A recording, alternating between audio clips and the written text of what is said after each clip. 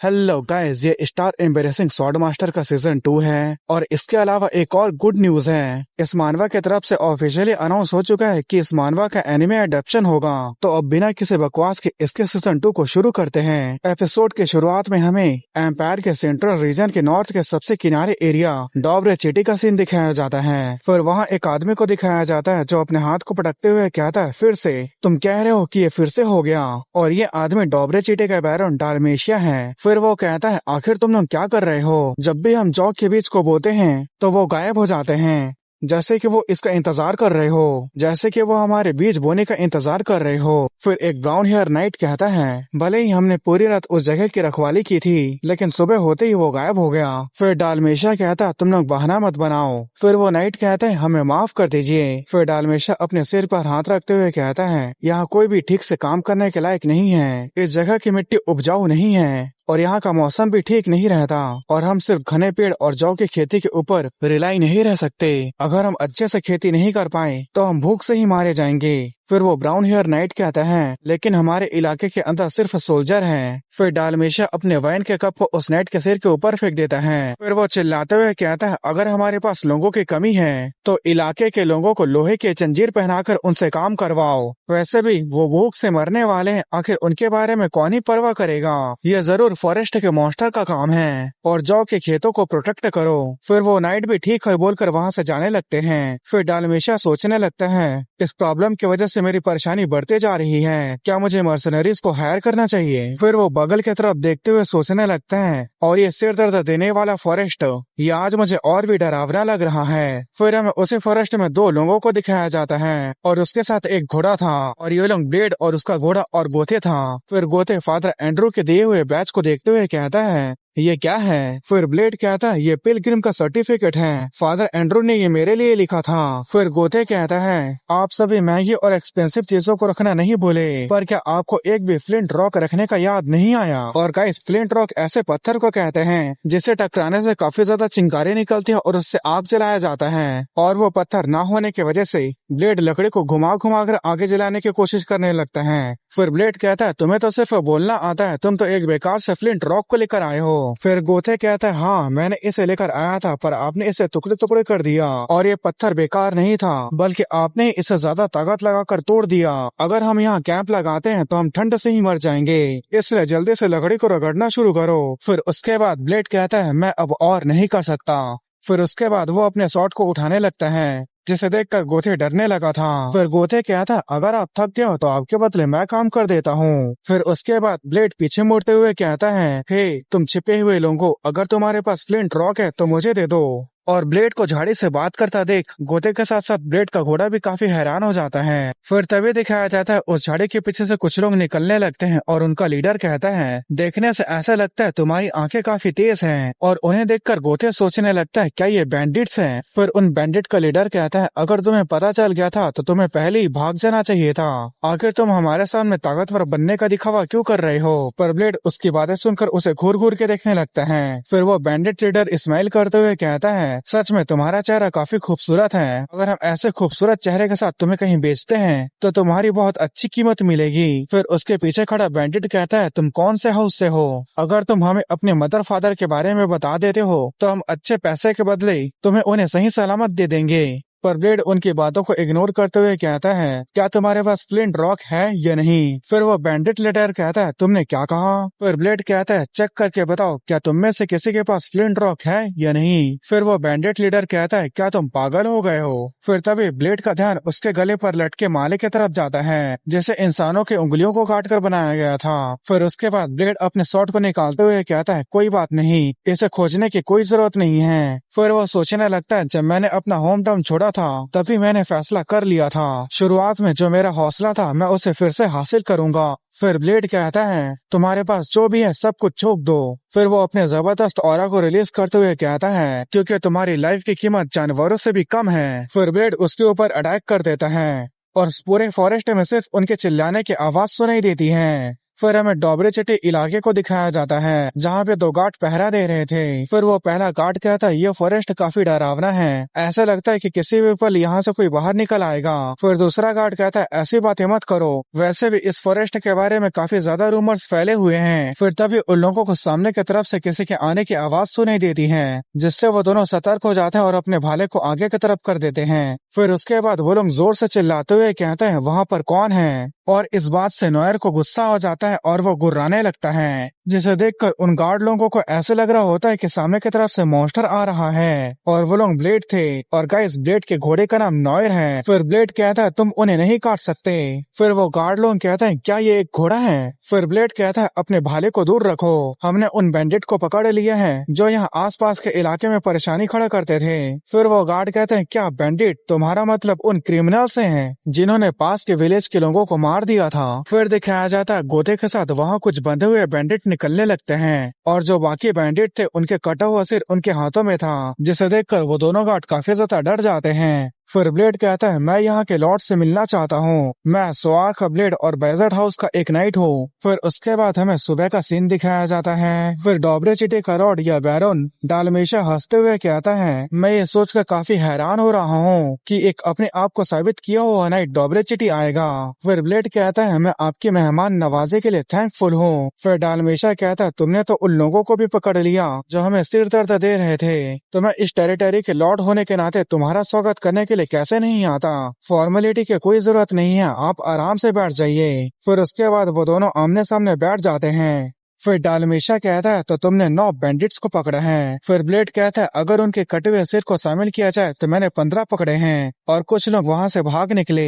फिर डालमेशा कहता है ये सच में तारीफ के लायक है, मैं तुम्हें इसके बदले काफी अच्छा रिवॉर्ड दूंगा। फिर ब्लेड भी इसके लिए शुक्रिया कहता है। फिर डालमेशा कहता है मैं देख सकता हूँ कि तुम अपने साथ एक बैनर लेकर आए हो, मेरा मानना है कि तुम अपने आप को साबित करना चाहते हो। फिर ब्लेड कहता है हाँ ये बात सही है।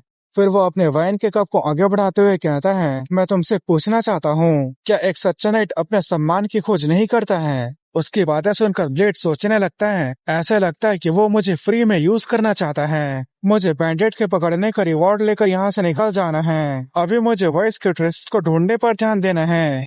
और गाइस पहले मैं जैसा सिस्टम कहता था अब मैं उसे वॉइस कहूंगा, क्योंकि वो जीता जागता आदमी है, और इसके अलावा मानवा में भी उसे वॉइस ही कहा जाता है। फिर डालमेशा कहता है हाल ही में हमारे इलाके में अजीबो गरीब चीजें हो रही हैं। अभी जौ की खेती करने का मौसम है, लेकिन हम जैसे उन्हें खेत में बोते हैं वो अगले दिन गायब हो जाते हैं। यहाँ तक कि हमने अपने सोल्जर को वहाँ रखवाली करने के लिए रखा था, तब भी वो बीच बिना किसी निशान के गायब हो गए।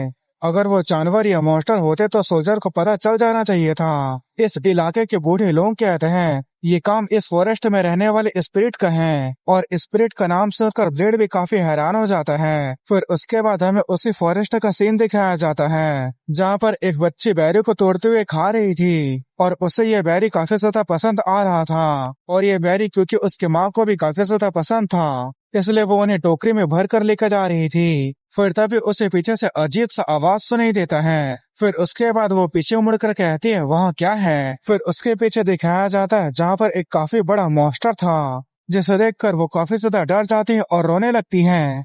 फिर उसके बाद फॉरेस्ट में उसके जोर से चीखने की आवाज सुनाई देने लगती है। फिर दिखाया जाता है जहाँ पर वो लड़की थी उस जगह पर एक गड्ढा हो गया था, मतलब वो इस गड्ढे में गिर गई थी। फिर उसके बाद हमें अगले दिन का सीन दिखाया जाता है जहाँ पर गोते कहता है ये अजीब लग रहा है, ये जगह तो कंगाल लग रहा है। रिवॉर्ड की बात तो छोड़ो, मुझे तो लगता है कि इनके पास खाने तक के पैसे नहीं हैं। फिर ब्लेड कहता है उसने कहा था कि वो हमें अच्छा रिवॉर्ड देगा। फिर गोते कहता है कहने के लिए तो ऐसा कोई भी कह सकता है, मैं देखकर बता सकता हूँ कि यहाँ कोई भी आपको पैसा नहीं देने वाला, और मुझे यहाँ का लॉर्ड भी ऐसे ही लगता है। जब रिवॉर्ड देने की बारी आएगा तो वो कुछ न कुछ बहाना बना लेगा, हमें पहले ही इस काम को करने की कीमत को ले लेना चाहिए था। फिर ब्लेड कहता है ये तुम्हें संभालना है, पर इस बात से गोते हैरान हो जाता है। फिर ब्लेड कहता है तुम्हें क्या लगता है सर जोसेफ ने एक ऐसे नाइट को क्यों रखा है जिसे स्वॉर्ड भी ठीक से चलाने नहीं आता है? क्या तुम जानते हो कि सर वोडन का निकनेम क्या है? फिर गोते कहता है मुझे नहीं पता। फिर ब्लेड कहता है उसका नाम वोडन द स्विंडलर है। गोते कहता है क्या तुम उस बुक्कड़ नाइट की बात कर रहे हो जो हर वक्त खाना खाते रहता है? फिर ब्लेड कहता है सर जोसेफ इसीलिए उसे इम्पोर्टेंस देते हैं, और उन्होंने कहा था कि हर किसी का अपना अलग अलग यूज होता है, इसलिए चाहे एडवांस लेना हो या बाउंटी अब से इसे तुम संभालोगे। जाओ और उस सेंट्रल रीजन के बैरन को नॉर्थन के अपनी चालाक बातों को कहो जो स्कैम से भरे पड़े हैं। फिर गोथे अजीब सा स्मेल करते हुए गया था। अच्छा ऐसी बात है तो आपको ये पहले बताना चाहिए था। फिर उसके बाद हमें खेत को दिखाया जाता है जहाँ एक जगह पर बीज को रख दिया गया होता है और वहाँ पर ब्लेड और ब्राउन हेयर वाला नाइट होता है जो कहता है डॉबरे चीटे का फॉरेस्ट बहुत पुराना है जिनमें से अनगिनत लेजेंड और कई सारी कहानियां हैं। बात ऐसी है कि आज एक बच्ची उस फॉरेस्ट में मिसिंग हो गई है। लोगों का मानना है कि स्ट्रॉबेरी के झाड़ों के पास एक गड्ढा था वो उसी में गिर गई है और वहीं ब्लेड सोच रहा होता है वो काफी ज्यादा बात करता है। एम्बुश की बेसिक बातें हैं। एम्बुश करते वक्त जरा सा भी आवाज ना करना। भले ही वो एक छोटे से इलाके का नाइट है लेकिन ये तो बेसिक बातें हैं जो उसे पता होनी चाहिए। फिर तभी ब्लेड को कुछ आवाज सुनाई देता है और वहीं वो ब्राउन हेयर वाला नाइट कह रहा था उसकी माँ पूरे दिन लॉर्ड के मैनर में आके रोती रही। मुझे ये बोलने में शर्म आ रहा है लेकिन क्या तुम उस बच्चे को ढूंढने में हमारी मदद कर सकते हो। पर तभी ब्लेड अपने हाथ से उसके मुंह को बंद कर देता है और एक सीरियस लुक बनाते हुए उसे चुप रहने का इशारा करता है जिसे देखकर वो नाइट भी डरते हुए सोचने लगता है आखिर उसके चेहरे का वो एक्सप्रेशन क्या था। फिर उसके बाद दिखाया जाता है वहाँ जोर जोर से आवाज आने लगता है। फिर तभी ब्लेड को कुछ दिखाई देता है और वो अपने जगह से खेत में जंप कर देता है और दौड़ते हुए उन बीजों की तरफ जाने लगता है जिसे देखकर वो ब्राउन हेयर नाइट अपने सभी सोल्जर को ब्लेड को फॉलो करने के लिए कहते हैं। फिर तभी ब्लेड एक जगह आने के बाद रुक जाता है और वो सामने देखकर थोड़ा गुस्सा होने लगता है। फिर तभी ब्राउन हेयर नाइट और उसके सोल्जर वहां आ जाते हैं। फिर वो कहता है सर ब्लेड क्या हुआ। फिर ब्लेड कहता है उन्हें चोरी कर लिया गया। फिर जब वो नाइट सामने की तरफ देखता है तो वो काफी हैरान होते हुए कहता है आखिर ये कैसे हो सकता है। हमने जो बीज उसे पकड़ने के लिए रखा था वो बिना किसी निशान के गायब हो गया। फिर वो अपने पीछे खड़े सोल्जर से शॉवेल मांगकर उस जगह को खोदने लगता है और सोचने लगता है भले ही मैंने उसे देखा नहीं लेकिन मैं यकीन से कह सकता हूँ कि मैंने यहाँ पर कुछ आवाज सुना था। फिर वो कहता है जो बच्ची आज गायब हुई थी वो जगह यहाँ से कितनी दूर पर है। फिर वो ब्राउन हेयर नाइट कहता है वो पास ही में है, तुम इसके बारे में क्यों पूछ रहे हो। फिर तभी दिखाया जाता है ब्लेड जहाँ पर खोद रहा होता है उसके नीचे एक बड़ा सा गड्ढा होता है। उसे देखकर वो नाइट क्या था आखिर ये है क्या। और वहीं ब्लेड सोच रहा होता है ये काफी ज्यादा गहरा है, इसे एक इंसान बिल्कुल भी खोद नहीं सकता। फिर उसके बाद ब्लेड कहता है कैप्टन प्लीज उस जगह का रास्ता दिखाओ जिस जगह पर वो बच्ची मिसिंग हुई थी। फिर उसके बाद हमें अगले दिन वहाँ के बैनर डालमेशिया के मैनर का सीन दिखाया जाता है जहाँ पे वो ब्राउन हेयर नाइट उन सभी बातों को डालमेशिया को बता दिया होता है। फिर डालमेशिया पूछता है तो वो अभी क्या कर रहा है। फिर वो नाइट कहता है जिस जगह पर वो बच्ची मिसिंग हुई थी उस जगह को वो देखने के बाद विलेज के बूढ़े लोगों को वो इकट्ठा कर रहा है। फिर डालमेशिया कहता है क्या वो बूढ़े लोगों को इकट्ठा कर रहे हैं, पर वो ऐसा क्यों कर रहा है। फिर वो नाइट कहता है ऐसा लगता है कि वो उस जगह के बारे में उनसे पूछताछ करना चाहता है पर उनका एक ट्रेडिशन है जो जनरेशन टू जनरेशन चलते आ रहा है। फिर डालमेशिया कहता है कहीं वो बूढ़े लोग उसके सामने कोई अजीबोगरीब बकवास तो नहीं कर देंगे। फिर वो नाइट कहता है क्या उन बूढ़ों को उम्र के साथ समझदार नहीं हो जाना चाहिए, वे किसी भी अनजान नाइट के सामने ऐसी बातें नहीं करेंगे जिसका इस्तेमाल करके वो हमारे खिलाफ हो जाएं। फिर उसके बाद डालमेशिया अपने सिर पर हाथ रखते हुए सोचने लगता है उसके बैनर पे सैन रोजिनो का एम्बलम था, इसका मतलब उसका वेटिकन से काफी अच्छा रिलेशन है, इसलिए मैं उसे नहीं रोक सकता। वैसे भी मैंने खुद ही रिक्वेस्ट किया था पर अब वो कुछ ज्यादा ही छानबीन कर रहा है। फिर वो कहता है किसी अच्छे आदमी को उसके ऊपर नजर रखने के लिए कहो और इस बात का ध्यान देना कि वो किसी अजीब चीज में ना पड़ जाए। फिर उसके बाद हमें ब्लेड की तरफ का सीन दिखाया जाता है जहाँ गोते कहता है क्या तुम्हें कुछ भी याद नहीं आ रहा। सोचो वो बच्ची उस गहरे गड्ढे में गिर गई होगी और घोर अंधेरे में चिल्ला चिल्ला कर रो रही होगी। तुम लोग याद करने की कोशिश करो, तुम्हें जरूर कुछ न कुछ तो याद आएगा ही। फिर वो लोग बात करने लगते हैं ये पहली बार नहीं है, इससे पहले भी बार्ली गायब हुआ था। फिर दूसरा बूढ़ा कहता है हाँ जब हम छोटे थे तो हम मिलकर रिचुअल किया करते थे लेकिन वेटिकन ने इसे फॉरबिडन कर दिया इसलिए हम रिचुअल करना बंद कर दिए। फिर ब्लेड कहता है ये रिचुअल किस लिए था। उसकी बात सुनने के बाद वो लोग एक पल के लिए ब्लेड को देखते हैं फिर अगले ही पल अपने सिर को नीचे झुका लेते हैं। फिर गोते कहता है प्लीज आपको जो भी पता है हमें बता दीजिए, अगर आप नहीं बताते हैं तो हम उस बच्ची को नहीं बचा पाएंगे। अगर वो मर गई तो क्या आपको नहीं लगता कि उसके मरने के पीछे आप लोग भी जिम्मेदार थे। फिर एक बूढ़ा आदमी कहता है ये रिचुअल अर्थ स्पिरिट के लिए था, उस फॉरेस्ट में एक अर्थ स्पिरिट रहती है। फिर ब्लेड कहता है क्या आप हमें इसके बारे में और भी बता सकते हैं। फिर गोथे कहता है कैप्टन आपको बाहर इंतजार करना चाहिए, इससे फर्क नहीं पड़ता आप कितना ज्यादा यंग नाइट हो, लेकिन आपके पास वेटिकन का एम्बलम है, इसलिए वो आपके रहते हुए कुछ नहीं बताएंगे। फिर ब्लेड वहां से जाते हुए कहता है जितना हो सके इनसे सभी चीजों के बारे में पता लगाने की कोशिश करना। फिर उसके बाद वो उस रूम से निकल जाता है। फिर तभी वहाँ पर एक नाइट खड़ा होता है जो कहता है सर ब्लेड मुझे आपसे कुछ पूछना था, ये रिचुअल कोई अजीब चीज नहीं है। फिर ब्लेड कहता है मैं जानता हूँ मूर्ति पूजा करना वेटिकन की तरफ से फॉरबिडन है, और अगर ये बात वेटिकन को पता चल जाता है तो तुम लोगों को इसके लिए काफी बड़ा सजा मिल सकता है। फिर ब्लेड कहता है मैं समझता हूँ वो लोग तो सिर्फ ऐसे ट्रेडिशन को मार रहे थे जो लंबे समय से चलते आ रहा था। फिर वो नाइट कहता है तो क्या आपके कहने का मतलब। फिर ब्लेड कहता है हाँ मैंने यहाँ कुछ भी नहीं सुना, ना ही अर्थ स्पिरिट के बारे में और ना ही रिचुअल के बारे में। मैं गॉड की कसम खाता हूँ मैं सिर्फ मिसिंग बच्ची और जॉ के बीच को चोरी करने वाले चोर को ढूंढने पर ध्यान दूंगा, इसलिए तुम मेरे ऊपर नजर रखना बंद कर सकते हो और इस बात को अपने लॉर्ड को भी बता सकते हो। फिर वो नाइट कहता है मुझे माफ कर दीजिए अगर मुझसे कुछ गलती हो गई हो तो, और हमारे बारे में चिंता करने के लिए आपका शुक्रिया। फिर उसके बाद वो नाइट वहां से चले जाता है। फिर तभी वहाँ गोथे आ जाता है। फिर ब्लेड कहता है क्या तुम्हें कुछ पता चला। वो लोग कह रहे थे कि वहाँ जो रहता है रिचुअल करने के बाद वो इस जमीन को उपजाऊ बना देता है। जब आप खेती करते हो तो आपको गहराई तक खोदना होता है। वे कहते हैं कि अर्थ स्पिरिट उनके लिए काम कर देता है। मुझे तो ये स्पिरिट वाली बात बकवास लगती है। फिर ब्लेड सोचने लगता है क्या बकवास, अगर वो हेनार हाउस के उस पेड़ में रहने वाले स्नेक स्पिरिट को देख लेगा तो वो तो उसे देख कर ही बेहोश हो जाएगा। फिर गोथे कहता है वे कह रहे थे कि आपने जिस जगह पर खुदाई की थी उस जगह पर वो पहले रिचुअल किया करते थे, वैसे उसे जॉ के पीछे पसंद है और वो जमीन के नीचे रहता है। फिर ब्लेड कहता है ऐसा लगता है कि उसे अंधेरे में रहना काफी पसंद है। फिर ब्लेड सोचने लगता है रिचुअल, अर्थ स्पिरिट, ऑफरिंग, वो सुनने में अलग अलग लगते हैं लेकिन वो असल में एक ही चीज है। फिर ब्लेड कहता है जाओ और कुछ जौ के बीजों को लेकर आ जाओ। फिर गोथे कहता है पर क्यों। फिर ब्लेड कहता है क्या मैंने पहले ही एक मॉन्स्टर को जमीन से बाहर नहीं निकाला है, और गाइस वो यहाँ पर डेथ वॉर्म यानी अर्थ ड्रैगन की बात कर रहा है। फिर वो कहता है हम उसे पकड़ने के लिए फिर से एक नया ट्रैप बनाएंगे। फिर उसके बाद हमें रात का सीन दिखाया जाता है जहाँ पे गोथे कहता है कैप्टन क्या ये काम करेगा। फिर दिखाया जाता है उन लोगों ने जौ के बीज को एक चट्टान के ऊपर रखा था और वो लोग झाड़ी के पीछे छिपे हुए थे। फिर गोथे कहता है हमने इसे चट्टान के ऊपर क्यों रखा है। फिर ब्लेड कहता है अगर वो जमीन के नीचे रहता है तो वो चट्टान को तोड़कर ऊपर नहीं आ पाएगा, इसलिए पहले उसे ऊपर आना होगा फिर चट्टान से इन जौ के बीजों को लेना होगा।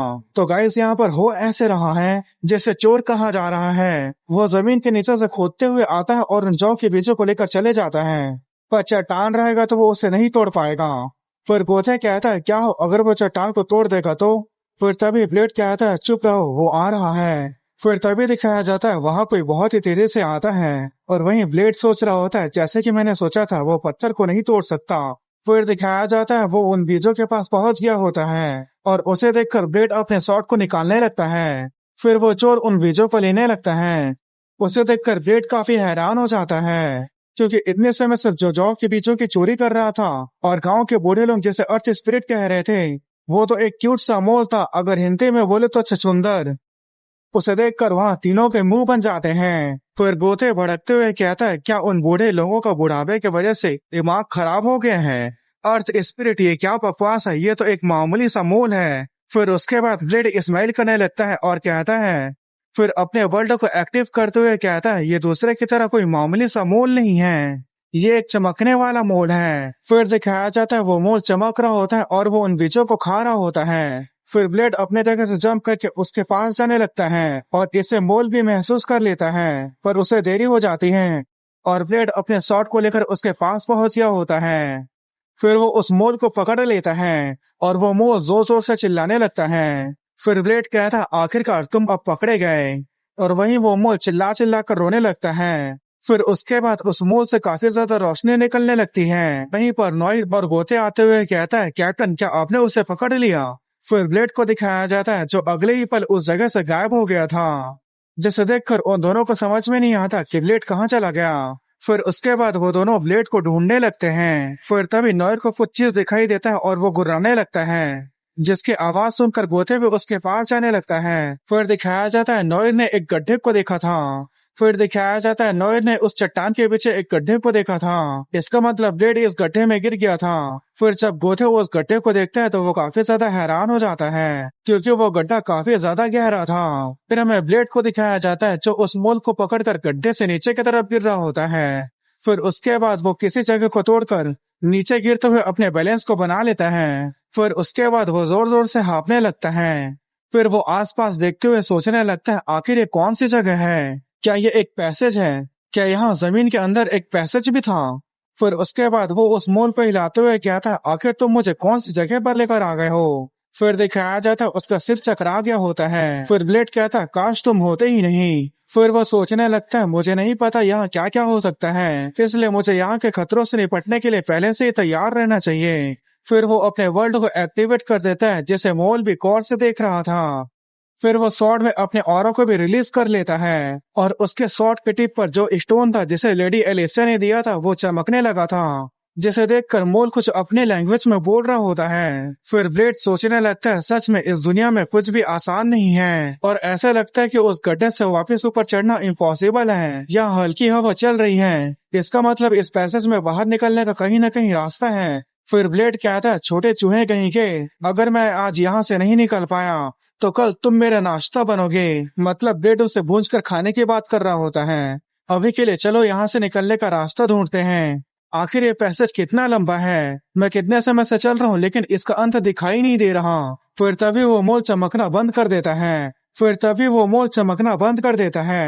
ब्लेड कहता है यहाँ अंधेरा हो रहा है, जब मैं तुमसे ठीक से बात कर रहा हूँ तो मेरे बात को मान लो। अगर तुम चमकना बंद कर दिए तो तुम्हें सजा मिलेगी। आखिरकार मैं तुम्हारे वजह से ही यहाँ फंसा हूँ। फिर वो मोल भी अपने दोनों हाथ को हिलाते हुए अपने लैंग्वेज में कुछ बोल रहा होता है, पर ब्लेड को उसकी बातें समझ में नहीं आ रही थी। फिर तभी दिखाया जाता उसके सामने वाले जगह पर ऊपर से रोशनी आ रहा था। उस रोशनी को देखकर ब्लेड काफी खुश हो जाता है और उसके तरफ दौड़ते हुए जाने लगता है। फिर तभी दिखाया जाता है वो पूरा पैसा झेलने लगता है, जिसे देखकर ब्लेड हैरान होते हुए कहता है ये क्या था, और वहीं वो मोल कांपने लगा था। उसे देखकर ब्लेड सोचने लगता है ये डर रहा है, क्या ये इस आवाज की वजह से है, आखिर ऊपर हो क्या रहा है। पर जो भी हो मैं ऊपर की तरफ एक इनक्रेडिबल पावर को महसूस कर सकता हूँ, इसलिए मैं जरा सा भी किसी भी चीज में लापरवाही नहीं कर सकता। फिर ऊपर की तरफ जो गड्ढा होता है ब्लेड उस गड्ढे से ऊपर चढ़ जाता है। फिर जब वो सामने की तरफ देखता है तो काफी ज्यादा हैरान हो जाता है क्योंकि उसके सामने एक बड़ा सा पेड़ था और उस पेड़ को एक बड़ा सा जायंट मॉन्स्टर अपने कुल्हाड़ी से काट रहा था और इसी की वजह से जमीन हिल रहा था। उसे देखकर ब्लेड सोचने लगता है ये क्या है, ये कोई ऐसा मॉन्स्टर नहीं है जो नॉर्थ में दिखाई दिया हो। फिर उस मोल को दिखाया जाता है जो और भी डर से कांपने लगा था और अपने लैंग्वेज में ब्लेड को कुछ बोल रहा था। फिर ब्लेड सोचने लगता है तो इसके डरने की वजह वो चीज थी। फिर वो अपने वर्ल्ड को एक्टिवेट करके सोचने लगता है तो क्या इसका मतलब वो पेड़ स्पिरिट की ओरिजिन है। फिर दिखाया जाता है वो पेड़ चमक रहा था और दूसरी तरफ उस जायंट मॉन्स्टर के अंदर से डार्क एनर्जी निकल रहा था। फिर ब्लेड सोचने लगता है अगर आमतौर पर यह मामला मेरे से जुड़ा नहीं होता तो मैं इससे नहीं निपटता, लेकिन मुझे इस बार इस काम को करना होगा। फिर ब्लेड मोल को कहता है तुम यहीं पर छिपे रहना और मेरा इंतजार करना। फिर उसके बाद वो उस गड्ढे से निकलने के बाद सोचने लगता है मुझे इसे सिर्फ एक ही अटैक में खत्म करना होगा।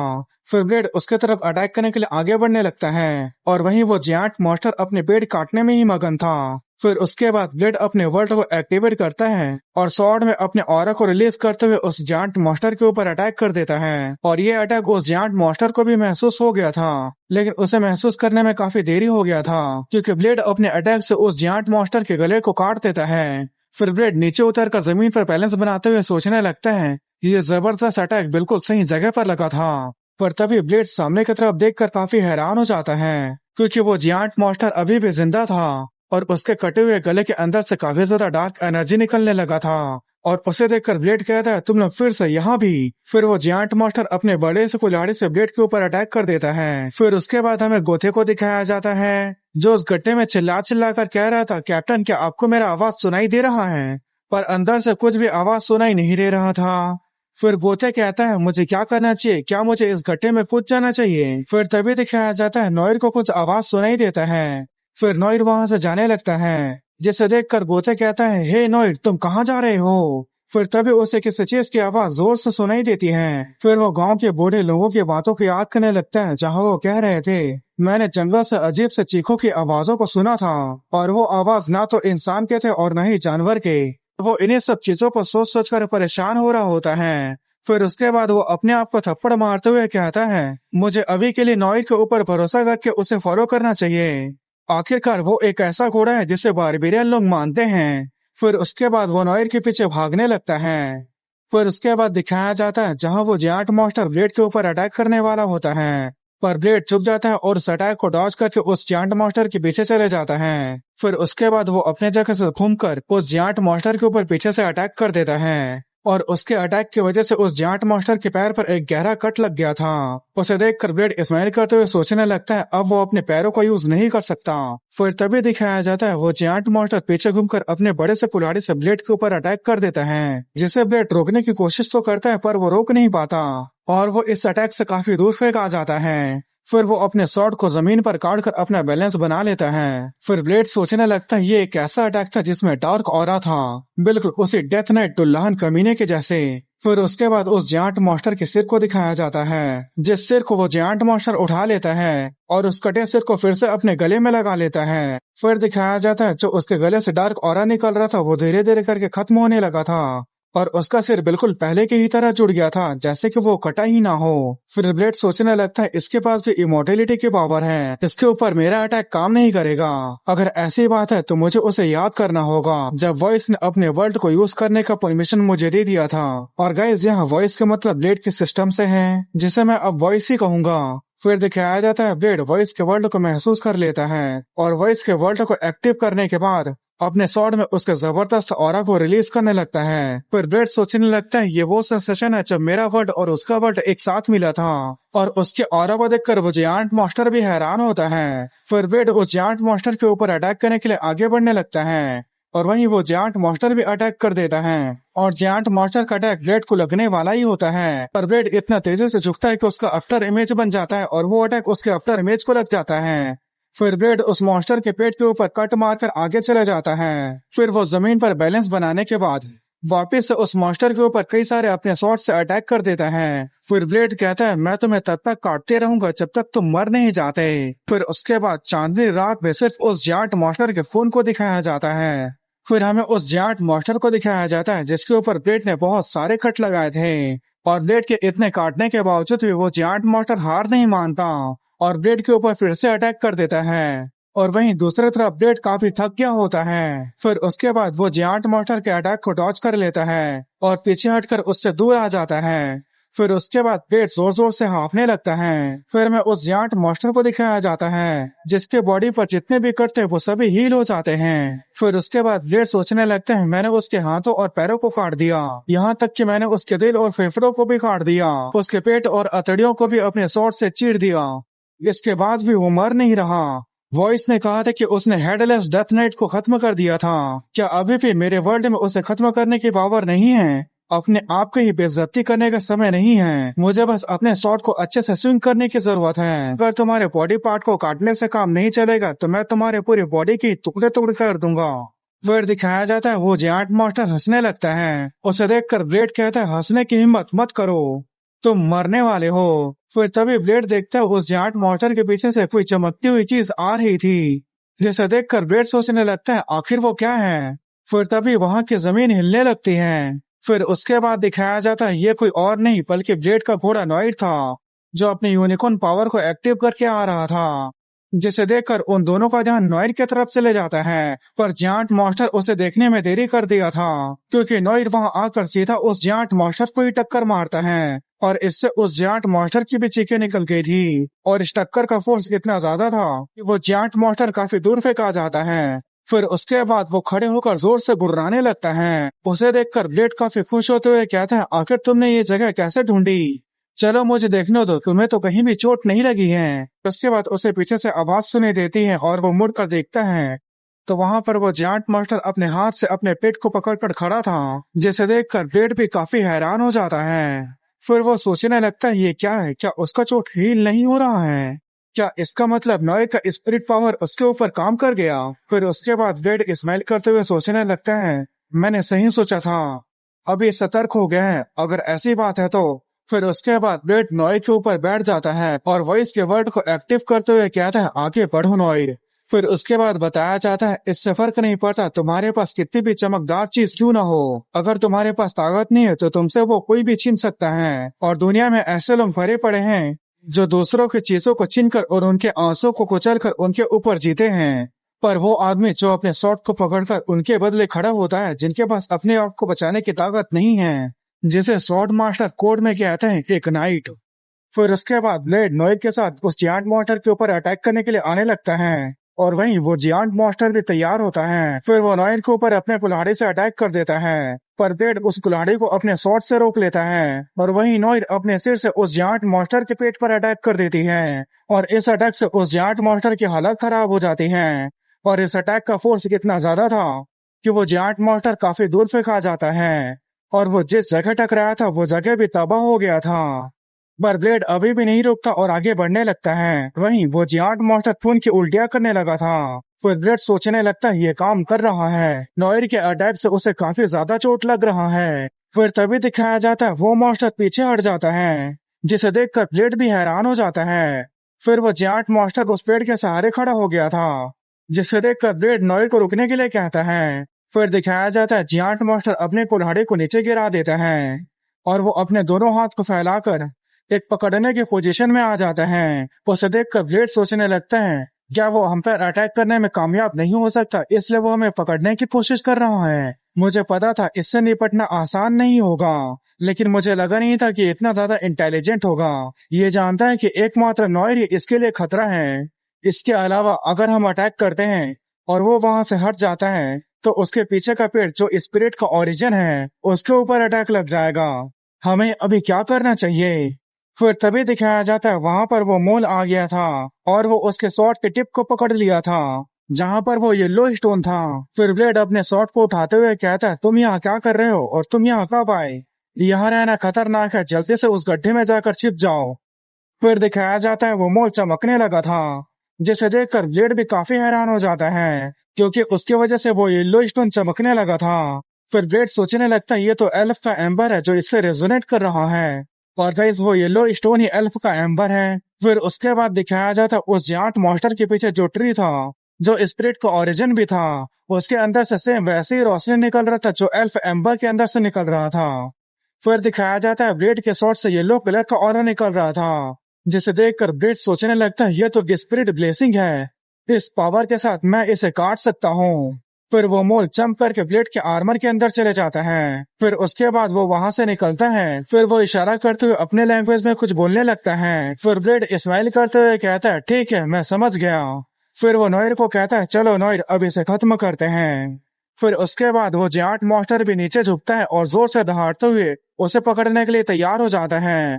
पर वो जैसे ही ब्लेड को देखता है वो काफी हैरान हो जाता है क्योंकि ब्लेड उसे कोई खतरनाक ड्रैगन लग रहा था, जिसे देखने के बाद वो जियांट मॉन्स्टर पीछे मुड़ जाता है और वहां से भागने लगता है। लेकिन इस बार उसकी किस्मत बुरी थी क्योंकि ब्लेड अपने स्वॉर्ड से उस मॉन्स्टर के टुकड़े टुकड़े कर देता है। फिर उसके बाद हमें किसी दूसरी जगह एक जलती हुई मोमबत्ती को दिखाया जाता है और वहां उसी तरह कई सारी मोमबत्तियां थीं। फिर उसके बाद वो मोमबत्ती बुझ जाती है और वहीं पर एक औरत थी जिसका नाम लामात्सु था और इसे आपने सीजन 1 में भी देखा होगा। फिर वो कहते हैं टॉबरेचिटी की रोशनी बुझ गई है, आगे बढ़ो और वहां जाकर कंफर्म करो। और वहां पर एक डेथ नाइट था जो कहता है ठीक है लामात्सु। फिर लामात्सु सोचने लगती सिर्फ वही सोल जो अपनी लिमिट को पार कर चुका हो, सिर्फ वही मेरे कर्ज को तोड़ सकता है। उस जैसे दूर दराज के किनारे वाले इलाके में उस लेवल का आदमी नहीं होना चाहिए था। मैं ये सोचकर हैरान हूँ आखिर वो कौन हो सकता है। उसके बाद हमें वहीं पर एक पेड़ को दिखाया जाता है जिसके नीचे वही स्ट्रॉबेरी वाली बच्ची छिपी हुई थी। फिर तभी उसे वहाँ किसी के बात करने की आवाज सुनाई देती है और वो लोग उस बच्ची के पास आने लगते हैं। फिर वो सोचने लगते हैं क्या ये विलेज के लोग हैं जो मुझे ढूंढते हुए यहाँ तक आ गए, और वो बोलने वाली होती है मैं यहाँ पर हूँ, पर तभी वो चुप हो जाती है और नहीं बोलती है। फिर वो सोचने लगते हैं इस आवाज को मैंने पहले कभी नहीं सुना है, क्या हो अगर ये विलेज के लोगों के बदले बैंडिट हो तो, और इसके अलावा वो मॉन्स्टर भी यहीं आसपास है।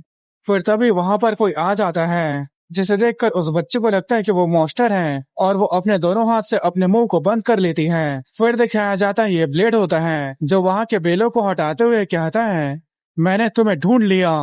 और उसके ऐसे लुक को देखकर वो बच्ची चिल्ला चिल्ला कर रोने लगती हैं, जिसे सुनकर मोल और गोथे ने अपने हाथों से कान को ही ढक लिया था। फिर वो बच्चे कहते हैं, तुम तो वही हो जिसने मुझे बचाया था। और वो ये बात मोल को कह रही होती है। फिर उसके बाद मोल अपने पास से स्ट्रॉबेरी निकालकर उसे देने लगता है, जिसे देखकर वो बच्ची एक पल के लिए तो चुप रहती है, फिर अगली पल वो फिर से रोने लगती है। फिर उसके बाद ब्लेड अपने हाथ को आगे बढ़ाते हुए कहता है, चलो घर वापस चलते हैं। फिर उसके बाद वो बच्चे पे दौड़ते हुए ब्लेड को जाकर गले लगा लेती हैं और सब खुश हो जाते हैं। फिर उसके बाद बताया जाता है, अगर तुम्हारे पास कोई ऐसी चीज है जो तुम्हारे लिए बहुत ज्यादा खास है तो तुम्हें उसे प्रोटेक्ट करना आना चाहिए, और जो ऐसा करने में फेल हो जाते हैं वो बर्बाद हो जाते हैं और आखिर में जिंदा रहने के लिए उन्हें पूरी जिंदगी भटकना पड़ता है। फिर उसके बाद हमें एक जगह का सीन दिखाया जाता है जहाँ से लावा नीचे गिर रहा था और वहाँ पर एक ड्वार्फ था। फिर तभी वहाँ कोई आते हुए कहता है, यहाँ की आग अभी भी नहीं बुझी है। फिर वो ड्वार्फ कहता है, किसी न किसी को इस अंत तक देखना होगा। फिर उसके पीछे खड़ा आदमी कहता है, कितनी राहत की बात है, मुझे आने में देर नहीं हुई। फिर वो एक थैली को आगे बढ़ाते हुए कहता है, मैं यहाँ कमीशन देने आया हूँ। फिर वो ड्वार्फ कहता है, क्या अभी? फिर उसके पीछे खड़ा आदमी उस थैली को खोल देता है जिसके अंदर किसी तरह का मटेरियल था। उसे देखकर ड्वार्फ हैरान होते हुए कहता है, ये तो एक ऐसा मेटल है जिसे सिर्फ इटर्नल फ्लेम ही टेम्पर कर सकता है। फिर वो आदमी कहता है, इस फर्नेस के आखिरी मास्टर, मैं आपसे रिक्वेस्ट करता हूँ इसे मेरे लिए बना दो। फिर वो ड्वार्फ कहता है, क्या फोर्स करना है, पर क्या बनाना है? फिर उसके बाद उस आदमी को दिखाया जाता है जो अपने हुडी को उतारता है, और ये कोई और नहीं बल्कि ब्लेड का वॉइस था, जो कहता है, मुझे ड्रैगन स्लेइंग स्वॉर्ड बनाना है। जिसकी बात सुनकर वो ड्वार्फ भी हैरान हो जाता है। फिर वॉइस अपने वर्ल्ड को एक्टिवेट करते हुए कहता है, मैं प्राइम ड्रैगन ऑफ परफेक्शन को मार दूंगा। और गाइस, ये एक सपना था जिसे ब्लेड ने देखा था। फिर प्रेजेंट टाइम में ब्लेड अपने स्वॉर्ड के साथ नदी के किनारे बैठा होता है। फिर तभी वहाँ पर गोथे आते हुए कहता है, कैप्टन आप यहाँ क्या कर रहे हो? फिर ब्लेड कहता है, मेरी नींद बहुत खराब रही। फिर गोथे कहता है, खैर किसने सोचा होगा सेंट्रल रीजन के एक किनारे इलाके में हमारा सामना एक इस तरह के खतरनाक मॉन्स्टर से होगा। आपने कहा था कि उस मॉन्स्टर का लाश धुएं की तरह गायब हो गया, वो भी बिना किसी निशान के। फिर ब्लेड सोचने लगता है, ये बिल्कुल उसी की तरह था, इसमें कोई शक की बात नहीं है, ये उसी चीज के साथ कनेक्टेड है। फिर ब्लेड कहता है, हमें इस रिपोर्ट को सर जोसेफ को देना होगा। फिर गोथे कहता है, लेकिन यहाँ पर कोई भी इमेज नहीं है, क्या हमें इसे कुरियर से भिजवा देना चाहिए? फिर ब्लेड कहता है, कुरियर काम नहीं करेगा, वैसे भी सर्दी के मौसम में ट्रेवल करना काफी मुश्किल होता है और उसे पहुँचने में भी काफी लंबा समय लगेगा।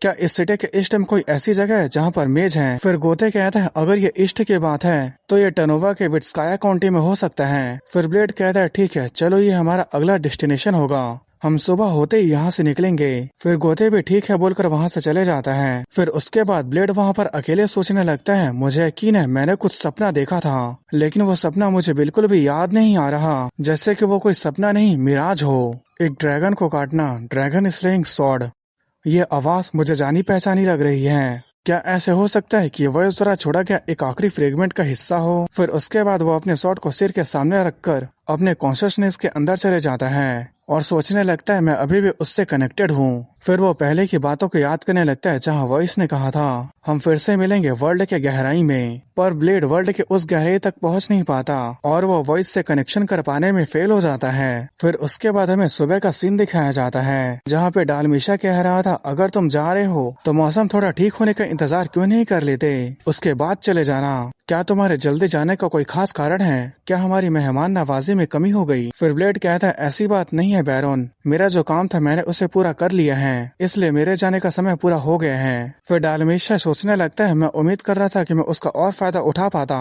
पर उस आदमी की जुबान ने मुझसे बहुत सारे गोल्ड कॉइन को निचोड़ लिया और वो यहाँ पर गोथे की बात कर रहा था। फिर उसके बाद ब्लेड कहता है, बैरन जो मैंने कल कहा उसके ऊपर आप ध्यान दीजिएगा। फिर बैरन कहता है, ठीक है, मैं जौ की खेती को बढ़ाने के लिए न ही पेड़ काटूंगा और न ही जंगल जलाऊंगा।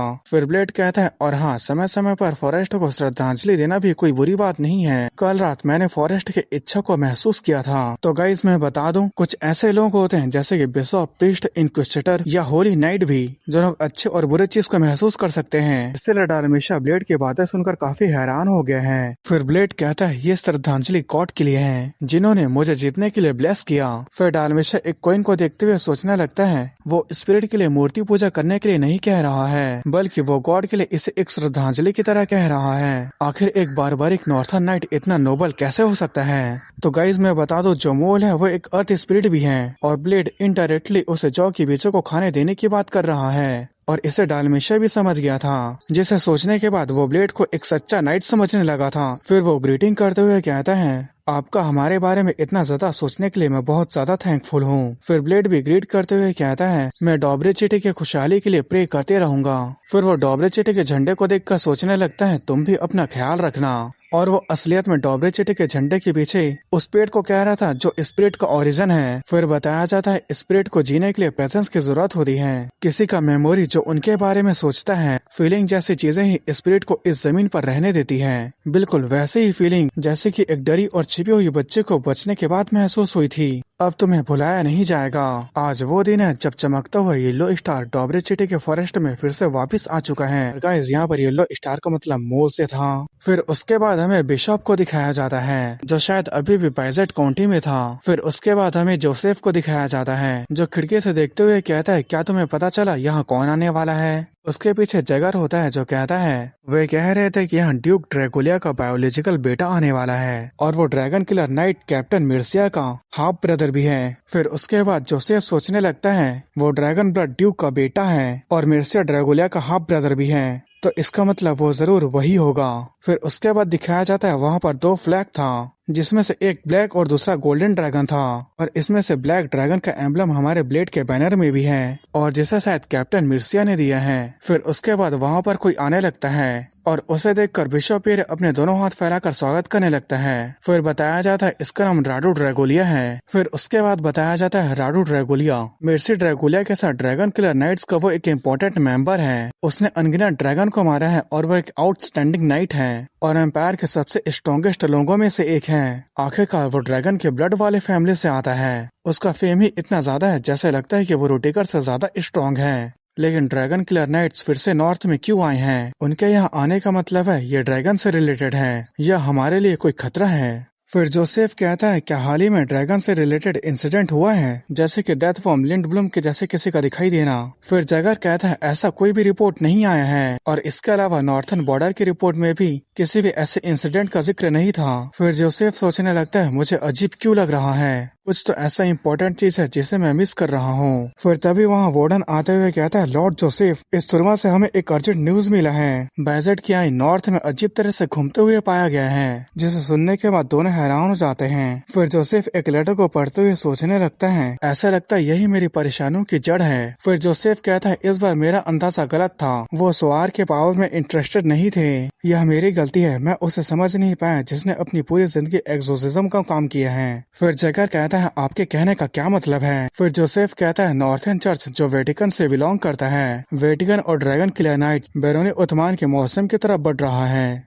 फिर जगर कहता है क्या इसका मतलब ये है? फिर जोसेफ कहता है हाँ, जो बिशप पियर असली में चाहता है वो है एक होली वॉर। फिर उसके बाद हमें ब्लेड और गोथे को दिखाया जाता है जो लोग भुक्कड़ों की तरह खाना खा रहे थे और उनके सामने कुछ मर्सनरीज होते हैं जो कहते हैं आराम से खाओ, यहाँ कोई भी आपसे खाना छीनने नहीं वाला है। फिर वो मर्सनरीज आपस में बात करने लगते हैं, आखिर वो लोग जंगल में कितने समय से भटक रहे थे। फिर दूसरा कहता है ऐसा लगता है वो काफी लंबे समय से भूखे थे। फिर ब्लेड खाना खाने के बाद कहता है मुझे अब बहुत बेहतर महसूस हो रहा है, आपका शुक्रिया, अगर हम आपसे नहीं मिले होते तो हम बड़ी मुसीबत में पड़ जाते। फिर वो मर्सनरी लीडर कंफ्यूज होते हुए सोचने लगता है मैंने नहीं सोचा था कि मैं अपने जीवन में कभी ऐसा भी सुनूंगा।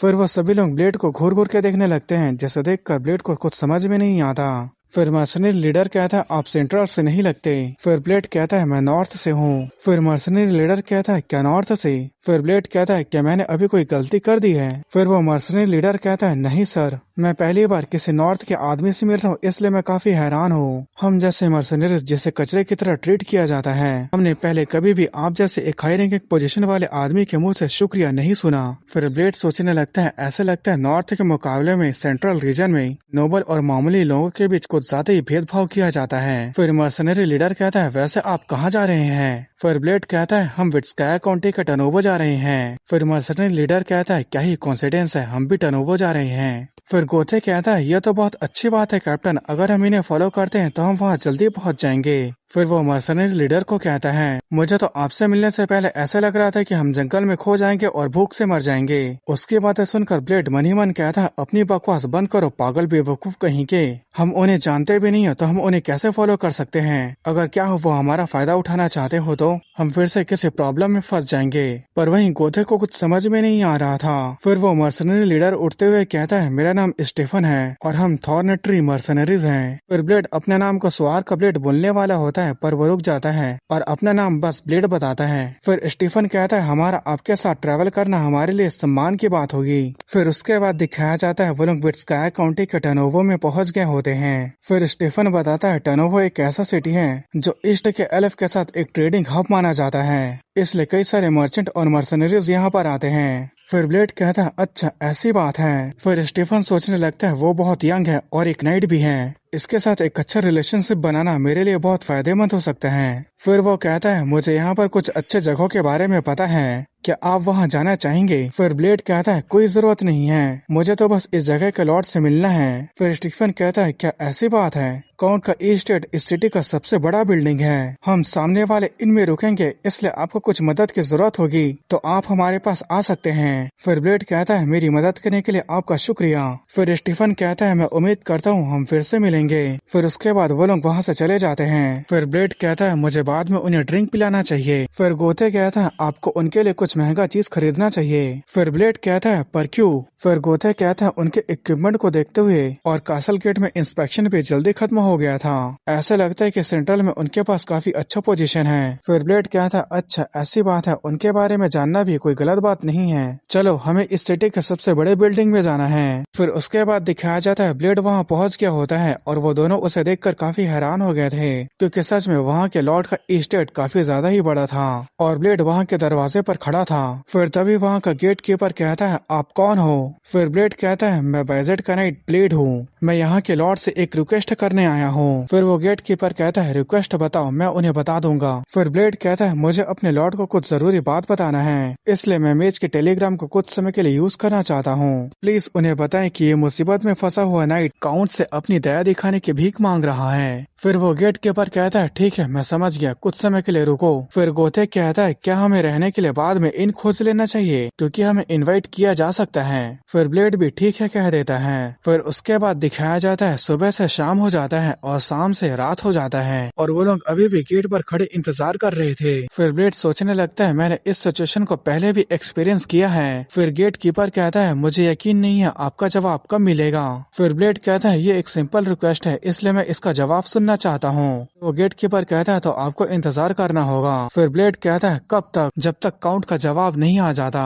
फिर उसके पीछे खड़े दो और गार्ड होते हैं जो आपस में बात करने लगते हैं, वह कौन है? फिर दूसरा कहता है मुझे नहीं पता, मैंने सुना है कि वो नॉर्थ से हैं। फिर पहला वाला कहता है इसीलिए मुझे इतने समय से उस नॉर्थन बारबेरिक की बदबू आ रही थी। फिर दूसरा कहता है धीरे बोलो अगर वो सुन लेगा तो। फिर पहला वाला कहता है वो नॉर्थन बेगाबॉन्ड अगर सुन भी लेगा तो वो क्या ही कर लेगा।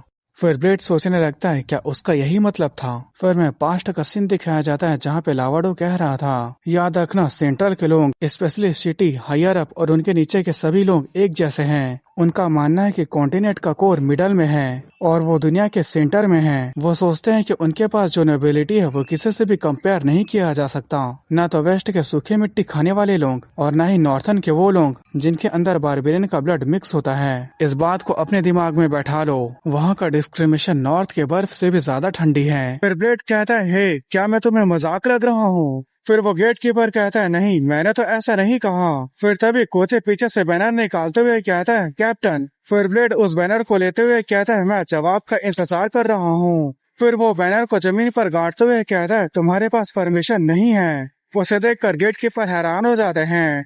फिर उसके बाद ब्लेड अपने बैनर को खोल देता है। फिर वो गेट कीपर आगे बढ़ते हुए कहता है आखिर तुम्हारी हिम्मत कैसे हुई अपने फ्लैग को काउंट के स्टेट के सामने काटने की, हम इस बेइज्जती को नहीं सहेंगे। पर तभी उस गेट कीपर का नजर उस बैनर पर बने ड्रैगन किलर नाइट्स के एम्बलम की तरफ जाती है तो वो काफी हैरान हो जाता है। फिर ब्लेड कहता है भले ही मैं एकमात्र नाइट हूँ, लेकिन फिर भी मुझे काउंट के जवाब सुनने का अधिकार है, तो मैं काउंट के जवाब का इंतजार करूंगा। इस एपिसोड की शुरुआत में हमें टर्नोवो के लॉर्ड काउंट विट्स्काया का सीन दिखाया जाता है, जो कहते हैं तुम्हारी उम्र कितनी है। फिर ब्लेड कहता है मैं इस साल 18 साल का हो गया हूँ। फिर काउंट विट्स्काया कहता है 18 साल, तुमने सिर्फ 18 साल में ही एक ड्रैगन को मार डाला। फिर ब्लेड कहता है मैं उस समय 17 साल का था। फिर काउंट विट्स्काया कहता है अच्छा ऐसी बात है, मैंने सुना है कि तुमने ड्रैगन किलर नाइट्स के इंसिग्निया को अपने बैनर में लगाया है। फिर ब्लेड कहता है हाँ ये बात सही है। फिर काउंट विट्स्काया कहता है आखिर किसने तुम्हें उसे यूज करने की परमिशन दी है। फिर ब्लेड कहता है ड्रैगन किलर नाइट का कैप्टन सर मिर्सिया ड्रैगुलिया। उसकी बातें सुनकर काउंट विट्स्काया अपने खाना खाना को रोक देता है और वो सोचने लगता है ये एक घटिया नॉर्थन बारबेरियन है, और वो फिर भी एक नोबल आदमी के नाम को लेने की हिम्मत करता है। उसे अपनी औकात पता होनी चाहिए। फिर वो कहता है अगर तुमने जो कहा वो गलत निकला तो तुम्हें यही मार दिया जाएगा। फिर उसके बाद जो काउंट विट्स्काया के नाइट थे वो अपने शॉट को निकालने लगते हैं। फिर ब्लेड कहता है ये बात साफ है, मैंने लिंड ब्लूम को मारा था और सर मिर्चिया ने इसे अपने आंखों से देखा था। मैंने जो कहा उसमें से एक भी बात झूठ नहीं है। फिर ब्लेड वैसे ही अपने जगह पर बैठा होता है और उसे देखकर काउंट विट्स्काया स्माइल करते हुए सोचने लगता है उसने एक बार भी अपने पलकों को नहीं झपकाया, वो काफी कॉन्फिडेंट है। फिर वो कहता है क्या तुम्हें कुछ समय के लिए मेज की जरूरत है। फिर ब्लेड कहता है हाँ, मुझे एक बहुत ही जरूरी खबर को अपने लॉर्ड को देना है। फिर काउंट विट्स्काया सोचने लगता है यहाँ एक नॉर्थन नाइट का मैजिक टेलीग्राम को उधार लेना कोई सेंस नहीं बनता, पर अगर सिचुएशन कुछ और होती तो मैं इसे मना कर देता, लेकिन मैं ये जानने के लिए क्यूरियस हूँ। फिर वो कहता है क्या मैं पूछ सकता हूँ कि तुम्हें किस चीज के लिए टेलीग्राम की जरूरत है, तुम काफी जल्दी में लग रहे हो। फिर ब्लेड कहता है कुछ दिनों पहले डॉबरी चिटी के फॉरेस्ट में मुझे एक ऐसा एग्जिस्टेंस मिला, वो एक ऐसा मॉन्स्टर था जो नॉर्थ में नहीं दिखाई दिया है। जब मैंने वहाँ के लोकल लोगों को उस मॉन्स्टर के बारे में डिटेल्स को बताया तो उन लोगों ने उस मॉन्स्टर को ट्रोल कहा, और इसके अलावा एक और बात, वो एक ऐसे कर्स से अफेक्टेड था जो उसे मरने नहीं देता। इससे फर्क नहीं पड़ता चाहे आप उसे कितने बार भी मार दो। फिर काउंट विट्स्काया कहता है कि सच में वो नहीं मरेगा भले ही तुम उसे कितना बार भी मार दो, आखिर तुम्हारे कहने का क्या मतलब है। फिर ब्लेड कहता है नॉर्थ में बिल्कुल इसी तरह का ही एक इंसिडेंट हुआ था, मुझे शक है कि ये धीरे धीरे करके किसी बुरी चीज का शुरुआत है। फिर काउंट विट्स्काया के नाइट आपस में बात करने लगते हैं, इस बात का कोई सेंस नहीं बनता, आखिर वो कहना क्या चाहता है। फिर काउंट विट्स्काया कहता है ये कहाँ था। फिर ब्लेड कहता है डॉबरे चिटी के हाउस डेलमिशिया, क्योंकि ये सबसे पास का सिटी था इसलिए मैंने बिना रुके ही ट्रैवल किया था। फिर काउंट विट्स्काया सोचने लगता है उसे अपने काम को देखना चाहिए, फिर भी वो मुझे वार्निंग दे रहा है। उसके आंखों के हाव भाव को देखकर लगता है कि वो मेरे पहले के बुरे बर्ताव की वजह से मुझे डांट रहा है। फिर वो कहता है नॉर्थ के आए मेहमान को क्रिस्टल बॉल को दे दो। फिर उसके बाद ब्लेड उसे शुक्रिया कहता है। फिर काउंट विट्स्काया कहता है तुम्हें बाहर इंतजार करवाने के लिए मैं तुमसे माफी मांगता हूँ। हाल ही में कई सारे नाइट मुझसे मिलने के लिए आए थे तो मुझे ऐसे लगा कि तुम भी उनमें से एक हो, अब तुम जाकर अपने लॉर्ड को रिपोर्ट कर सकते हो। फिर ब्लेड ग्रीट करते हुए कहता है ठीक है मैं समझ गया, अब मैं यहाँ से जाता हूँ। फिर उसके बाद ब्लेड वहाँ से चले जाता है। फिर काउंट विट्स्काया कहता है इसके बारे में तुरंत पता लगाओ। फिर उसके पास खड़ा नाइट कहता है ठीक है मैं डॉबरी चीटे में अभी अपने लोगों को भेजता हूँ। फिर काउंट विट्स्काया गुस्से से चिल्लाते हुए कहता है उसके बारे में नहीं बेवकूफ, इसका पता लगाओ क्या वो सच में एक ड्रैगन को मारा है। अगर वो सच में एक बेजट का नाइट है तो उस आदमी के सभी चीजों के बारे में पता लगाओ, अब चले जाओ यहाँ से। फिर उनके जाने के बाद काउंट विट्स्काया परेशान होते हुए सोचने लगता है आखिर मैंने किन बेवकूफों को पाल रखा है, इनके ऊपर तो सिर्फ पैसे बर्बाद हो रहे हैं। हालांकि उसके बातों में थोड़ा सा गुस्सा था लेकिन फिर भी वो नरमी बरत रहा था। वो शायद अपनी औकात नहीं जानता हो और वो घमंडी हो, लेकिन उसके अंदर उतना ज्यादा कॉन्फिडेंस भी था, वो मेरे काम आ सकता है। फिर दिखाया जाता है वो लोग मेज के पास पहुँच गए होते हैं। फिर ब्लेड कहता है क्या तुम इसे एक बार और बोल सकते हो, और उसके सामने एक मेज होता है जो कहता है ये एक मैजिक टेलीग्राम है और इसमें एक कैरेक्टर लिखने की कीमत 1 गोल्ड कॉइन है, और अगर दूरी ज्यादा हो तो कीमत और भी ज्यादा हो जाएगी। फिर गोथे कहता है क्या ये पागल हो गए हैं, हमें मुश्किल से तो बैरन डालमेशा से 10 गोल्ड कॉइन मिले हैं। फिर वो मेज कहता है पैसे के बारे में चिंता करने की कोई जरूरत नहीं है, क्योंकि आप काउंट के मेहमान हो तो आप इसे फ्री में यूज कर सकते हो। फिर गोथे कहता है अगर ऐसी बात थी तो तुम्हें हमें पहले ही बताना चाहिए था। मुझे तो लगा था कि ये टेलीग्राम हमें कंगाल कर देगा। फिर वो मेज कहता है मुझे स्वार के वेवलेंथ का नंबर बताओ, पर ब्लेड को इसके बारे में कुछ समझ ही में नहीं आता। फिर वो मेज कहता है अगर तुम्हें किसी को टेलीग्राम भेजना है तो उसके रीजन के वेवलेंथ का नंबर तुम्हें पता होना चाहिए। फिर ब्लेड गोथे को कहता है तुम उस नंबर को जानते हो ना। फिर गोथे कहता है क्या आप मेरे बारे में बात कर रहे हो, और उनकी ऐसी बातें सुनकर मेज समझ जाता है कि उन्हें इसके बारे में कुछ नहीं पता। फिर थोड़ी देर बाद गोथे कहता है ये राहत की बात है, अगर हम किसी और मेज के पास चले जाते तो हम वहीं पर फंस जाते। फिर ब्लेड कहता है आखिर ये इतना कॉम्प्लिकेटेड क्यों है। फिर ब्लेड सोचने लगता है अब मैं समझ गया, अब मुझे लग रहा है कि मैं असल में बजट के बाहर आ चुका हूँ। सिर्फ शॉट चलाने का मतलब ये नहीं है कि मैं नाइट बन जाता हूँ, मुझे अभी भी काफी लंबा रास्ता तय करना है। फिर गोथे कहता है ऐसा लगता है कि हमारी शुरुआत यहाँ बिल्कुल भी अच्छी नहीं रही, लेकिन अच्छा हुआ कि हमारी पहचान काउंट से हो गया। फिर ब्लेड कहता है तुम्हारे कहने का क्या मतलब है। फिर गोथे कहता है मैंने अटेंडेंट से यहाँ कुछ बातें पूछी थी और उन्होंने कहा कि ये सभी डेकोरेशन एल्फे के लिए है। फिर ब्लेड कहता है क्या ये सब डेकोरेशन एल्फे के लिए है। फिर गोथे कहता है वो कह रहे थे एल्फ अपने जमीन पर किसी को भी आसानी से नहीं आने देते हैं। क्या इसका मतलब ये नहीं कि काउंट ने ट्रेड करने के एक नए रास्ते को खोल दिया है। अगर दूसरे शब्दों में कहा जाए तो वह एल्फ के साथ बातें कर सकता है। फिर उसके बाद हमें रात का सीन दिखाया जाता है जहाँ ब्लेड के रूम को दिखाया जाता है और वो अपने वर्ल्ड को एक्टिव करके लेडी एलिशा के दिए हुए उस एल्फ के एम्बर को देख रहा होता है, पर कुछ नहीं होता। फिर उसके बाद वो वॉइस के वर्ल्ड को एक्टिव करता है तो उस एल्फ के एम्बर में से रोशनी चमकने लगा था और उसे उसके अंदर एक पेड़ दिखाई दे रहा था। उसे देखकर ब्लेड सोचने लगता है आखिर ये कौन सी जगह है, ये खूबसूरत भी है और पावरफुल भी है, पर ये किसी वजह से उदास लग रहा है। फिर वो वॉइस के वर्ल्ड को ज्यादा समय तक एक्टिव नहीं कर पाता। फिर वो सोचने लगता है जैसे उम्मीद था मैं उसके वर्ल्ड को ज्यादा समय तक मेंटेन करके नहीं रख सकता, पर मैं इसे पहले से ज्यादा अच्छे से देख पा रहा हूँ। भले ही ये अभी भी धुंधला है, लेकिन जब मेरे वर्ल्ड की गहराई बढ़ जाएगी तो मैं इसे साफ साफ देख पाऊंगा। फिर तभी उसके दरवाजे को कोई खटखटाने लगता है और वो कहता है सर ब्लेड क्या आपके पास थोड़ा समय है। फिर उसके बाद जब ब्लेड दरवाजा खोलता है तो उसके सामने काउंट विट्स्काया के नाइट थे।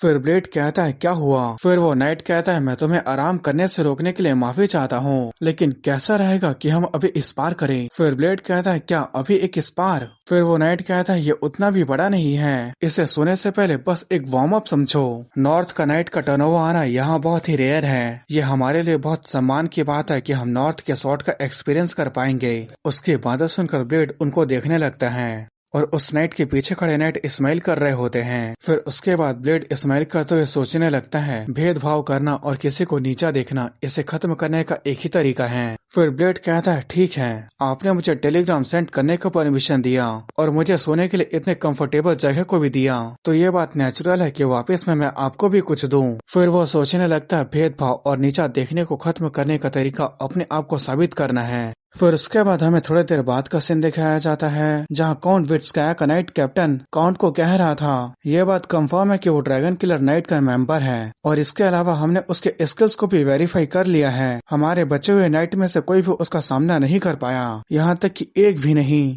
फिर काउंट विट्स्काया कहता क्या वो सच में इतना ज्यादा ताकतवर है। फिर वो नाइट कैप्टन कहता है वो 5 नाइट जिन्होंने उसके साथ इस पार किया उनमें से 3 की इतनी बुरी तरह से पिटाई हुई है कि वो लंबे समय तक किसी मिशन को पूरा नहीं कर पाएंगे। फिर काउंट विट्स्काया चाय के कप को टेबल पर रखते हुए कहते हैं और तुम्हारे बारे में क्या। उसकी बातें सुनकर वो नाइट कैप्टन कुछ सोचने लगता है। फिर हमें थोड़ी देर पहले का सीन दिखाया जाता है जहाँ ब्लेड के सामने वो नाइट कैप्टन खड़ा था और वो नाइट कैप्टन सामने की तरफ देखकर काफी हैरान हो गया था क्योंकि ब्लेड ने बड़े ही आसानी से वहाँ के 5 नाइट को हरा दिया था। फिर प्रेजेंट टाइम में वो नाइट कैप्टन कहता है अगर मैं उसके साथ इस पार करता तो 10 में से 9 बार मैं जीतता। उसकी बातें सुनने के बाद काउंट विट्स्काया सोचने लगता है यहाँ तक कि टर्नओवर का ग्रेटेस्ट शॉट भी एकमात्र 18 साल के बच्चे के खिलाफ पूरी तरह से जीत नहीं सकता। फिर काउंट विट्स्काया कहता है क्या मुझे उन गार्ड को वार्निंग देने के लिए उन्हें गले से लटका देना चाहिए। और गाइस काउंट विट्स्काया यहाँ पर गेट कीपर की बात कर रहा था जिन लोगों ने ब्लेड के बारे में उसे ठीक से इन्फॉर्म नहीं किया। फिर वो सोचने लगता है वो एक असली टैलेंट है, फिर भी मैं उसे पहचान नहीं पाया। उसका हमारे साथ फर्स्ट इम्प्रेशन ठीक नहीं गया, मैंने उससे बाहर में इतनी ठंड में इंतजार करवाया। फिर वो कहता है अगर वो थोड़ा और समझदार होता तो ज्यादा अच्छा होता। फिर उसके बाद हमें अगले दिन का सीन दिखाया जाता है जहाँ पे काउंट विट्स्काया कहता है मैंने सुना था कि नॉर्थ में टी कल्चर उतना ज्यादा डेवलप नहीं हुआ है। फिर ब्लेड कहता है हाँ, वहाँ उबले हुए पत्ते पीने के बजाय शराब पीना पसंद करते हैं। फिर काउंट विट्स्काया कहता है ये एल्फ की चाय है, इसे ईस्ट के किनारे के फॉरेस्ट से लाया जाता है। और इसका स्पेशली प्रोसेसिंग किया जाता है। हमारे टेरिटरी का मेन बिजनेस एल्फ के स्पेशलिटीज से कनेक्शन है। सेंट्रल रीजन के लोग अपने से रिलेटेड किसी भी चीज में इंटरेस्टेड नहीं रहते, पर मिस्टीरियस इकोलॉजी जहाँ के रेस की जिंदगी काफी लंबी होती है वो सेंट्रल नोबल्स के इमेजिनेशन को बढ़ा देता है। जैसे कि एग्जाम्पल के लिए ये रूमर फैला हुआ है कि एल्फ के चाय लोगों की लाइफ स्पैन को बढ़ा सकता है, इसलिए इसकी कीमत गोल्ड से भी ज्यादा महंगी है। फिर ब्लेड कहता है क्या ये रूमर सच है? फिर काउंट विट्स्काया कहता है मुझे नहीं पता कि ये लोगों के लाइफ स्पैन को बढ़ा सकता है या नहीं, लेकिन मुझे ये पता है कि ये हमारे बॉडी के लिए अच्छा है और ये खांसी के लिए बहुत ज्यादा इफेक्टिव है। फिर ब्लेड खांसी का नाम सुनकर जोसेफ को याद करने लगता है क्योंकि उसे भी खून का खांसी हुआ करता था। फिर ब्लेड सोचने लगता है भले ही उन्होंने मुझसे छिपाने की कोशिश की है, लेकिन मैंने कई बार उनके कंधे को कांपते हुए देखा है, वो शायद इस सर्दी को आराम से गुजार पाएंगे। फिर उसके बाद काउंट विट्स्काया कुछ सोचने लगता है, फिर वो स्माइल करते हुए कहता है क्या मैं इसे तुम्हारे लिए अलग से रख दूं? उसकी बातें सुनकर ब्लेड सोचने लगता है और वहीं काउंट विट्स्काया स्माइल कर रहा होता है। फिर ब्लेड सोचने के बाद कहता है हमेशा किसी न किसी के काइंडनेस दिखाने के पीछे भी कोई कारण होता है। फिर काउंट विट्स्काया हंसते हुए कहता है जैसे कि मैंने सोचा था, नॉर्थन केनाइट में बहुत हिम्मत होती है। फिर वो सोचने लगता है वो मामले नॉर्थ के लोगों से बिल्कुल अलग है, वो खुलेआम बात करने के लिए पूरी तरह से तैयार है। फिर वो कहता है तुमने मुझे समझ लिया क्योंकि मैं तुम्हारे ड्रैगन को मारने के स्किल का वैल्यू करता हूँ, इसलिए मैं तुमसे कुछ पूछना चाहता हूँ। हाल ही में एक आदमी मेरे ट्रेड के रास्ते में छिपकर मेरे सामान को लूट रहा है, ये मेरे लिए सच में काफी परेशानी भरा है। फिर ब्लेड कहता है क्या वो बैंडिट है? फिर काउंट विट्स्काया कहता है शायद नहीं, उस कारवान को एस्कॉर्ट करने वाले सभी नाइट उसके हाथों से मारे गए। फिर वो सोचने लगता है हालांकि वो इस बेजेट के नाइट से कमजोर थे, लेकिन फिर भी वो एक सेंट्रल रीजन के नाइट थे। फिर ब्लेड कहता है यहाँ तक कि आपके भी नाइट उसे संभाल नहीं पाए तो मैं उससे कैसे निपट सकता हूँ। फिर काउंट विट्स्काया कहता है सिर्फ सैन रोज़िनो ने नहीं बल्कि तुम्हें कई सारे नॉर्थन हाउसेस ने भी रिकॉग्नाइज किया है, मतलब वो तुम पर भरोसा करते हैं और ये काफी है तुम्हारे स्किल को साबित करने के लिए कि तुम इसके लायक हो। फिर वो टेबल पर गोल्ड कॉइन के थैले को रखते हुए कहते हैं मैं एक ऐसा आदमी हूँ जो स्किल्स की वैल्यू करता है और उनकी अच्छी कीमत देता है। अगर तुम उस अनजान लुटेरे को भगा देते हो तो मैं तुम्हें इसके बदले में और भी ज्यादा पैसा दूंगा। उसकी बातें सुनने के बाद ब्लेड एक पल के लिए सोचने लगता है, फिर वो कहता है अकेले इसे करना मेरे लिए काफी मुश्किल भरा हो सकता है। फिर काउंट विट्स्काया कहता है ठीक है, सिर्फ उसे भगाना ही काफी होगा, भले ही ये थोड़े समय के लिए क्यों ना हो। फिर वो सोचने लगता है तुम सिर्फ एक सस्ते नाइट हो जिसका मैं अभी यूज कर रहा हूँ, अगर तुम मेरे प्रॉब्लम को पूरी तरह से सॉल्व कर देते हो तो ये बहुत ज्यादा बढ़िया होगा, लेकिन अगर तुम उसे रोक सकते हो तब तक मैं एक सच में फेमस नाइट को बुला लूंगा जो इस काम को करेगा, तब तक के लिए तुम कुछ पैसों को कमा सकते हो। फिर ब्लेड कहता है मैं समझ गया, लेकिन काश मुझे गोल्ड कॉइन के अलावा कुछ और मिल जाता। फिर काउंट विट्स्काया कहता है तुम मुझसे क्या चाहते हो? मैं एक वॉन्डरिंग नाइट के तौर पे एक बड़े दुनिया को दिखना चाहता हूँ। अब मैं यहाँ तक आ गया हूँ तो मुझे कम से कम एल्फ के जंगल में जाना चाहिए और मुझे वो चाय का डिब्बा भी चाहिए, वो खांसी के लिए बहुत अच्छी होती है। उसकी बातें सुनकर काउंट विट्स्काया सोचने लगता है ये बच्चा, मुझे लगा था कि ये एक नया नाइट है जिसे दुनिया की समझ नहीं है, जो वो चाहता है वो बोल रहा है और वो इसे इतने रिस्पेक्ट के साथ बोल रहा है कि मैं इसे मना भी नहीं कर सकता। आखिर इस दुनिया में कौन है जिसने इस जैसे प्रोडक्ट को बनाया है? फिर काउंट विट्स्काया कहता है इन कंडीशन के साथ सिर्फ अटैकर को रोकना ही काफी नहीं होगा, एक इंसान को एल्फ के इलाके में जाने देना ये एक ऐसी चीज है जो मेरे लिए भी काफी परेशानी भरा है। फिर ब्लेड कहता है काउंट क्या एल्फ भी ट्रेड को पहले की तरह वापस लाना चाहते हैं? क्यों, मैं सही कह रहा हूँ ना? मैं इस प्रॉब्लम को सॉल्व कर सकता हूँ। फिर उसके बाद हमें दूसरे जगह का सीन दिखाया जाता है जहाँ पर एक ब्रिज के ऊपर कैरेज खड़ा था और उस कैरेज के नीचे एक आदमी छिपा हुआ था और उस कैरेज को एस्कॉर्ट करने वाले नाइट वहाँ पर मरे पड़े थे। फिर तभी उस आदमी के पास एक दूसरा आदमी आता है और वो उस कैरेज को उठा लेता है जहाँ पर कैरेज के नीचे पहले वाला आदमी छिपा हुआ था। फिर वो कहता है क्या तुम्हारे पास अंदर में एल्फ के सामान है? फिर कैरेज के नीचे छिपा हुआ आदमी अपने सिर को पटकते हुए कहता है हाँ प्लीज मेरे जान को छोड़ दो, मुझे यहाँ से जाने दो। फिर उसके बाद वो आदमी उसे छोड़कर गैरेज के दरवाजे के पास चले जाता है और उसे खोलते हुए उसके अंदर के सामान को गौर से देखने लगता है। फिर उसके बाद वो उस गैरेज को ब्रिज के नीचे फेंक देता है। फिर उसके बाद हमें सुबह का सीन दिखाया जाता है। फिर उसके बाद हमें वहाँ पर थॉर्नट्री मर्सनरी के लीडर स्टेफन को दिखाया जाता है जो कहता है क्या आप इसीलिए मुझे अपने साथ लेकर आए हो? और उसके बगल में ब्लेड था जो कहता है हाँ कुछ ऐसा ही। फिर स्टीफन कहता है इसमें कोई हैरानी की बात नहीं है कि आपने मुझे एक घोड़ा भी उधार दिया है और इतनी बड़ी कमीशन फी को भी दिया है। पर वो मुझे इतनी तीखी नजरों से देख रहे हैं जैसे कि मैंने उनका कुछ बिगाड़ दिया हो। क्या आपने उन्हें इतनी बुरी तरह से पीटा है कि वो लोग आपको लगातार घूरते जा रहे हैं? फिर ब्लेड कहता है, उनकी चिंता मत करो, हमारा इस बार फेयर था। आप तनावों में सिर्फ 1 महीना ही रहे हैं, पर ऐसा लगता है कि आपके वजह से हम भी नफरत का शिकार होने वाले हैं। फिर ब्लेड कहता है, तो चलो एक बड़ा स्कोर बनाते हैं और कहीं और चलते हैं। एक मर्सनरी का लाइफ ऐसा ही तो होता है ना। फिर स्टीफन कहता है, आपकी बात सही है। फिर ब्लेड कहता है, मैं तुम्हें अपना शेयर दूंगा, चलो इसे करते हैं। तुम्हें इस तरह के बड़े काम को करने का मौका ज्यादा नहीं मिलेगा। फिर स्टीफन कहता है, जो भी हो मैं आपके ऊपर भरोसा करता हूँ। फिर ब्लेड उसे देखकर सोचने लगता है, अच्छा हुआ मैं इसे ले आया। एक एक्सपीरियंस मर्सनरी को काउंट के नाइट से संभालना ज्यादा बेहतर है, जो नाइट मेरे ऊपर बोझ बनते। फिर ब्लेड कहता है, हमें कितना समय लगेगा? फिर स्टीफन कहता है, देखते हुए लगता है कि हमें वहां पहुंचने में 3 दिन लगेगा। फिर उसके बाद ब्लेड अपने स्वॉर्ड के टिप में उस एल्फ के एम्बर को देखते हुए सोचने लगता है, 3 दिनों बाद मैं एल्फ को देख पाऊंगा। वो इसके बारे में मुझे सिर्फ उन एल्फ से ही पता चल पाएगा। अगर वो वही है तो वो इसके अंदर के चीज को पहचान लेंगे। और ब्लेड यहाँ पर उस एल्फ के एम्बर के अंदर उस पेड़ के बारे में बात कर रहा था। फिर उसके बाद ब्लेड कहता है, ठीक है चलो चलते हैं।